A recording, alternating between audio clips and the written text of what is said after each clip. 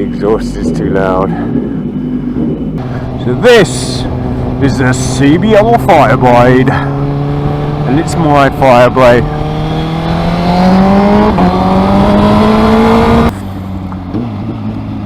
This is also a very Italian Japanese bike.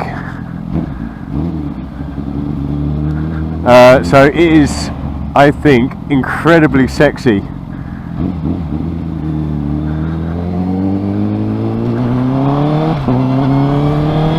And with a slip-on, this exhaust feels, or sounds, sorry, incredibly Italian with the Graves Racing slip-on that I've got on it.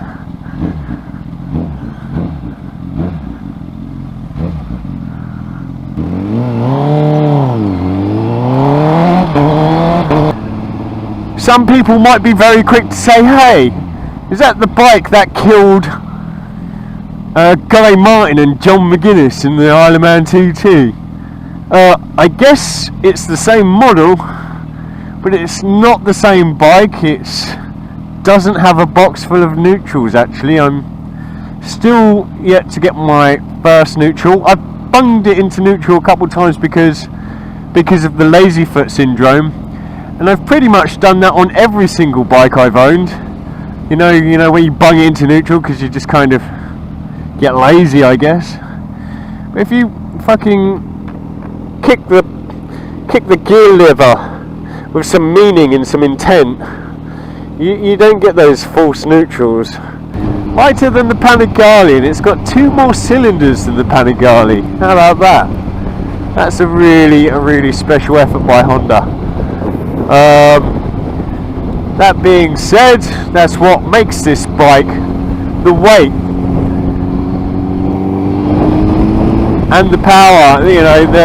The weight of it means you can change direction whilst leaving the power on and short shifting upwards. You can go to a left-right hairpin, short shift up,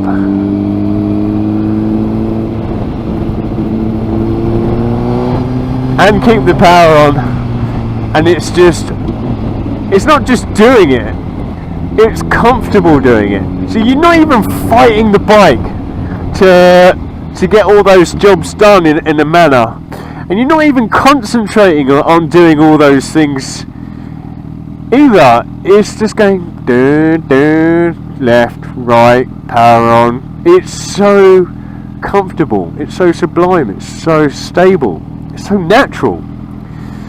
And so, you could do the same on any bike, but the one that makes it the easiest is having something made easy is a big advantage on a motorbike, because motorbike's quite challenging to ride, especially at high speed. Can make it very challenging to ride a bike. Let's frame the Ducati Panigale as an example there.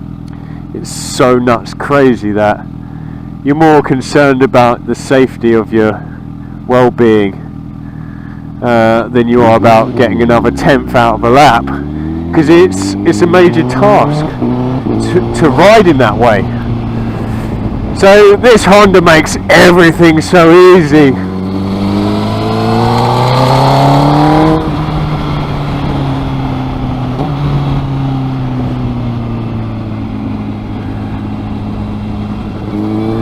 And the problem with that is, it makes it too easy. What I mean is, let me elaborate. It's like, oh, going 100 miles an hour, are we, sir?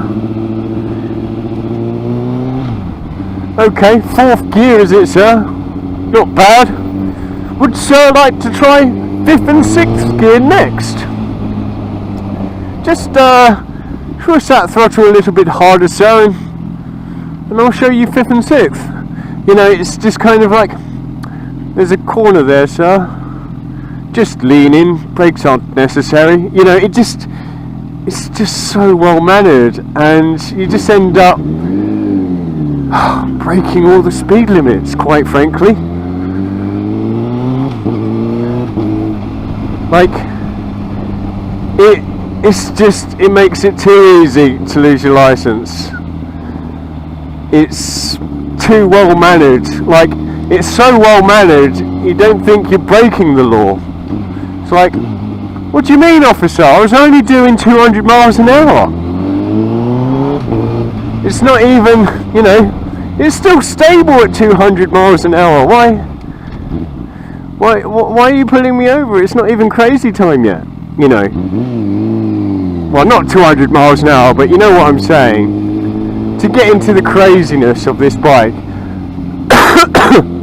you have to be prepared to lose your license for 10 years. Because everything else just feels like so easy to do, it almost feels like it should be legal. It is such a wonderful, wonderful machine, and I'm sure a lot of the other 2017 bikes make it that easy as well. Let's be honest. So let's talk about some other truths here about this bike. It's the most friendly when we talk miles per gallon. Yes, this has a better fuel economy than all the others in the 2017 class. Looks sexier. Doesn't have a great big catalytic converter box, and is the lightest. Probably the friendliest to use, but wait for it, it's the most comfortable. It's the most comfortable one as well. Now, when you ride every day like me, don't have a driving license, I ride rain or shine, the most comfortable is so important, but having it being the easiest to manage is also so important. And so it's just too many tick boxes this bike hit for me. It was just too good.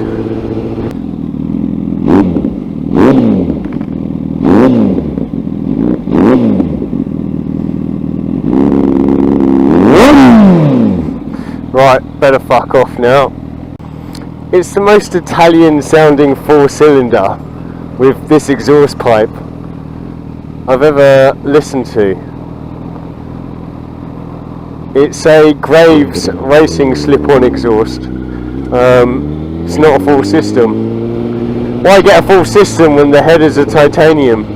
And when the catalytic converter is basically the size of an exhaust pipe, there's no point getting a decat full system.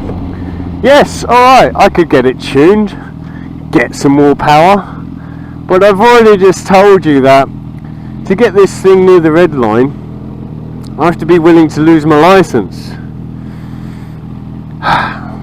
And yeah, and like I said, the problem with it is, it's just so well mannered that sometimes you just want the crazy 2017 litre bike that you bought. And to get those turds pushing against your underwear in a oh shit your pants moment, you have to get to the red line. You have to scare yourself. Really, the limit is within your mind. So in order to get to the shit your pants moment, you have to be going so fast at a corner, you have to doubt yourself, because the bike, I can guarantee it, could do it. It would be a case of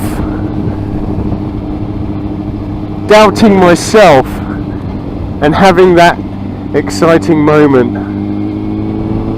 All I've got to say is that there is no 2017 litre bike which will disappoint you. There is none.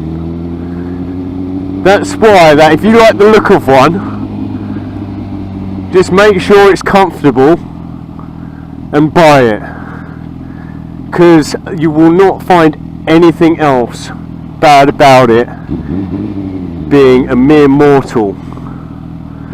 If you're a serious track day racer, then okay, start nitpicking, get your nitpickers ready. But if you just want your sports bike and you want to look fucking badass and you want to have a bit of a good squirt on some roads, then just get the one that you find sexy, because I'll tell ya, all of these fuckers will squirt the shit off of any road quite easily without very much effort at all, and they'll make it damn stable and easy to do at the same time.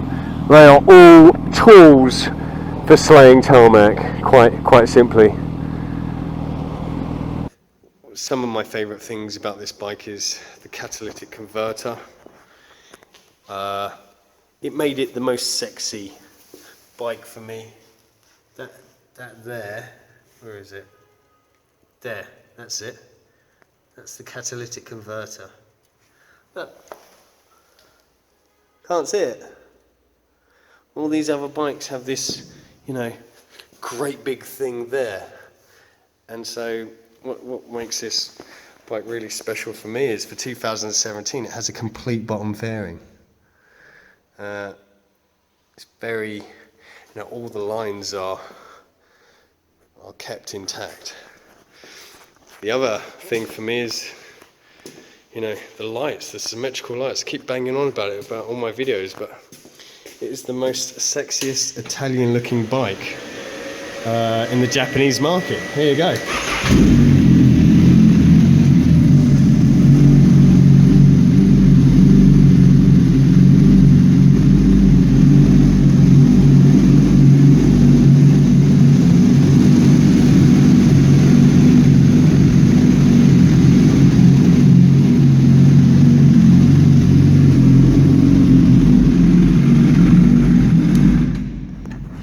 We have the modes as well. The modes is very easy to use. You get a mode button and an up down. Look at this, look. On the fly I can just change my user modes. That's the one I'm currently using, user 1.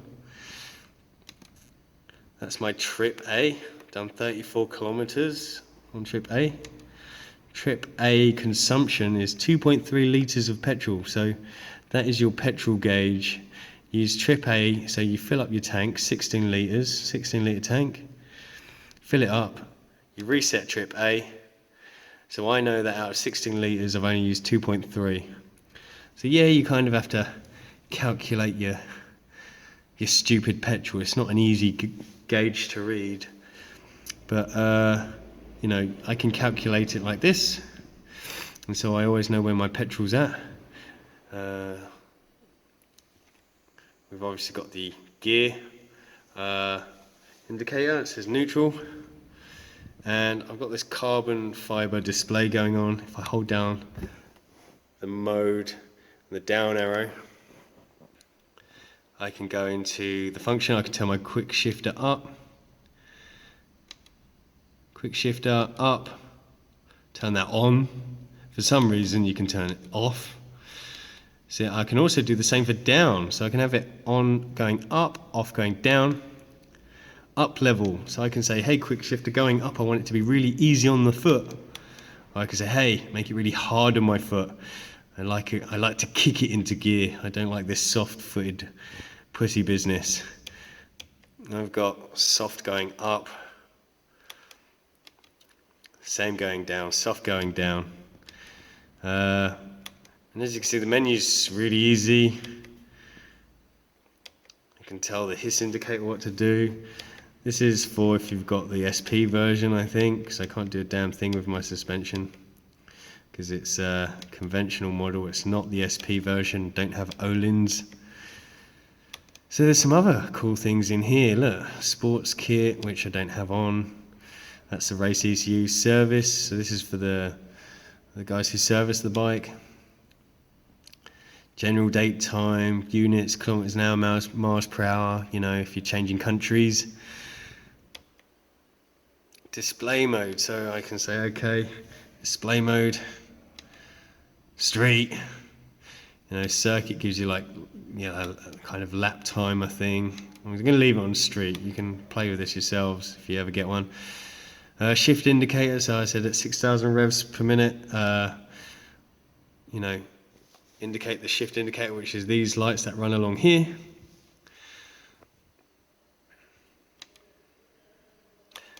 But look, background, carbon, metallic, black, white, auto.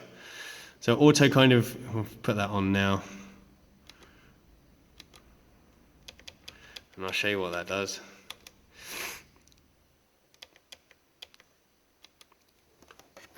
So auto kind of, during the day, it will just give me a white kind of background. If I cover off, so when it realizes it's dark, it dims it out so it doesn't glare in your eyes and takes your focus off the road. So if you're going under a tunnel or it's night time, but then during the day, it will give you this nice kind of white screen, which makes it nice and easy to view at the end of the day. I just prefer the black one because it is, I have gone and bought the black blade, so I like to have the black screen. Change the brightness of it as well if you don't like the brightness. Let's just go black. And so it truly is very easy to use. If you test ride one where it says QS there, make sure the up arrow and the down arrow is there if it's got a quick shifter. So say QS on, up and down. If you just got QS on with an up arrow, it means it's only going to quick shift upwards, not downwards. And so that's really just a review quickly on the electrics of this bike. You can see kind of how small this fairing is, like the bars barely just scrimp underneath it. I really like the small fairing for the street because in Australia it gets quite hot. And so that small fairing just kind of blasts a load of air into your chest. And when you're really hot, that air really helps cool you down. If you've got a great big fairing, it just kind of protects you from any kind of air that might cool you down. So you just end up sitting behind this wall with a great big 1,000-litre hot engine under you in really hot weather at street speeds. The smaller the fairing, the better for me. So for a street bike, I really dig the size of that fairing. Highway miles, you probably don't want it. You want something taller, right? Because you don't want too much wind buffeting. But for the street, the kind of street speeds, in hot weather, the smaller the better. And so that suits me absolutely perfectly.